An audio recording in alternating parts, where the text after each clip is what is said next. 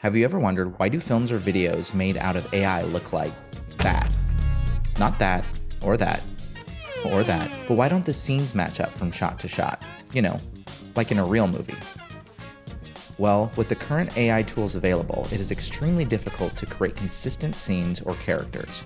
In a traditional film or TV project, this shot-to-shot consistency is called coverage, as in, how are we going to cover this scene to get all the shots we need? Coverage consists of some terms you are probably familiar with, like wide shot, medium shot, close-up shot, etc. With a traditional physical or animation production, this is somewhat easy to execute. When you change your lens or the camera position, the camera moves its axis slightly every time you do a new camera setup. As a result, the camera's axis will always be slightly different from shot to shot, even if the scene itself is not changing. But with AI, it is much more difficult to generate a consistent wide, medium, or close-up shot within the same scene. This is because AI models are not yet able to understand the context of a complete scene and how different shots or angles should relate to one another. As a result, it is often difficult to create a scene that feels cohesive and natural. With that in mind, let's explore a few different approaches to making our AI films appear more cinematic within the limitations of the current AI tools available to us. This is a terrible term, but for now I'm calling this first option the crop duster, because we will be using the crop feature to find our shots and dust in new emotions into the scene. Like I said, a terrible, terrible name. If you can think of a better name, drop it in the comments below. A few weeks ago, I created this AI Christmas caroling video to test out this approach. To do so, I created two wide shots of the scene, one of the singing robots and another of the man listening to their odd song. The robot shot was relatively easy, as I found the shot I wanted within my first few prompting attempts on Midjourney. It took a little time to nail the character look for the man, but eventually I got there. I loved this initial image because the eye lines between the man and his cross coverage of the robots somewhat matched, making it easier to put these two shots next to one another in the edit, and making it look like they were in the same place and time. Once I committed to this medium wide shot of the man, let's call him Steve from now on, I used the Vary Region Inpainting feature on Midjourney to change the emotion on his face. At first I created something from the depths of and then after many rerolls, Midjourney went on a Jake Gyllenhaal hallucination tour and started to turn all of Steve's faces into something resembling the actor. Going back to the drawing board, I only selected the regions of the eyebrows and lower jaw, which seemed to work, giving me the same shot but with many different emotions. I didn't need to worry about the emotions with the robots because, well, they're robots. Now normally I would take these shots straight into Runway to get them animated, but with this technique, I will need to first do the crop part of the crop duster. Because I use my custom-built PC, I use Microsoft's Photos to crop my shots, but you can use any photo editing app that you have access to. Keeping the aspect ratio locked on 16:9, I use the crop tool on the wide shot to, well, find my shot. Since the wide was already taken care of, I progressively cropped into the medium, close-up, and extreme close-up, adjusting my framing and composition for each shot, similar to what I would have done if I was filming this in real life. For some shots, I did multiple options of the framing, so I could have more choices later in editing. I did the same process to the shots of Steve, with his varying emotional expressions, until I had enough coverage to create a full scene. At this point, I took all the stills into Runway, creating numerous shots to be used later in the edit. I'm going to skip showing you the editing process for now, but don't worry, I will get into the full rundown of my process after I show you the next technique.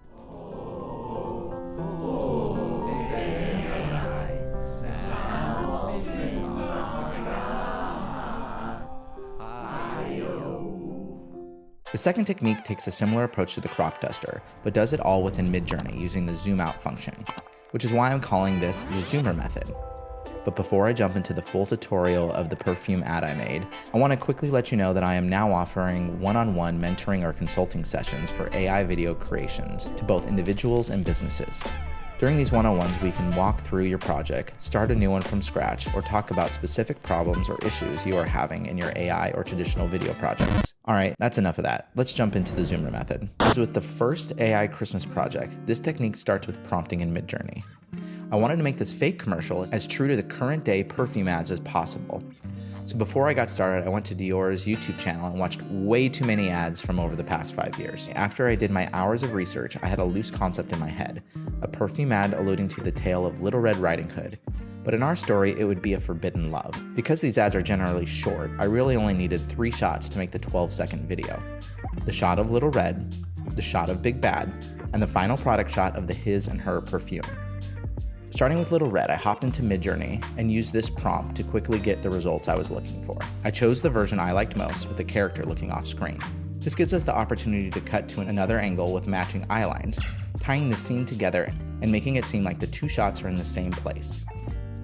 Now that I have my close-up of Little Red, I simply hit the zoom out 1.5 and zoom out 2 buttons, giving me the 3 shots I need to create coverage: a close-up, medium, and wide shot. For Big Bad, I took the same approach, but it took a little bit longer to get his look right. Once I found the right image, I noticed that both characters were looking in the same direction, camera left. Because this was a still photo, I fixed this easily by just doing a flop of the image, making it a perfect match to Little Red's eyeline. Once I knew this image would work, I created the medium and wide shots using the zoomer method. Next, I brought the clips into Runway and let it do its magic. Before adjusting any parameters, I usually let Runway have a go with 3 to 4 clips completely on its own. Sometimes you get lucky with a great shot right off the bat, but most times you need these clips to see how Runway interprets the scene without any direction. Consider it a camera rehearsal if you come from the traditional filmmaking world. At first I was having issues with Big Bad, as Runway wanted to turn the wolf into a man on every single occasion. But after some fine-tuning, I finally got it right. I didn't want a lot of movement with Little Red, so I focused the motion brush on her hair, paired with a slow dolly in. This technique works great most of the time, but sometimes we get a clip that looks like this. A full-blown f***ing trip to Uncanny Valley. After getting the shots I knew would work, I wanted to try a wraparound camera move to mimic the off-angle shot that you get with traditional coverage. After a few failed attempts, I was able to get the shot where I wanted, and in my opinion, it looks amazing. The product shot of the perfume was relatively easy, as Runway does a great job with small dolly moves. But I did take my time to do this right and get a few shots that were usable, dollying left, dollying right, dollying in, and dollying out, just to see what was possible. After Runway, I downloaded all the clips I wanted to use and up-res them with Topaz AI, making them 4K ProRes MOV files that would provide high quality and a smooth edit process. During the edit, I first organized my clips on the timeline, changing the color so I know what shot is what. I marked the best shots I found with gold and started to build my edit around these awesome clips. Once I had a rough cut of the best clips, I popped over to Artlist and actually found my music track extremely quick from the recommended for you section. If you want to give Artlist a try, there's a referral link in the description below. Once I tightened the edit to the music, I quickly went to the color profile in Adobe and did a quick color pass on all the clips. So far the video is looking great, but still has an issue that many AI films face, the dreaded AI video flicker. Luckily, I found a solution that works great. What you do is you make a copy of all your clips and add them right above the current clip in your timeline. Move the new clips to the right by 1 frame and then turn the opacity to 50%.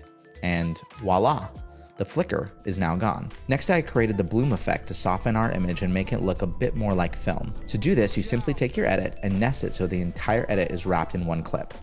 After this, you duplicate the layer and add the fast blur effect, turning the blending mode to screen and adjusting the opacity to your liking. Not every film needs this effect, but it's good to have even just a small percentage of bloom to make the cut look more realistic with some blurry imperfections, as AI produced videos usually seem too clean, in my opinion anyway. Next, I added some film grain that I downloaded from Artlist, added some light leaks, did some final edit tweaks, and added the Dior logo and text. Finally, I recorded myself with a fake French accent and changed it to a woman's voice with altered AI. AI video is inching ever closer to mirroring real-life film production, but we're not 100% there yet. However, advancements are being made every single day, such as Stability AI's Stable 0123, which can generate 3D objects from a single image. Additionally, new white papers and tools have claimed to be able to control emotions in the faces of video subjects and even fix inconsistent AI footage. These seemingly daily breakthroughs hint at a future that potentially solves the current limitations in scene coverage for AI-generated films. Speaking of films, if you want to know how I created a short that won Best Character at Runway's Gen 48, you can do so by watching this video here.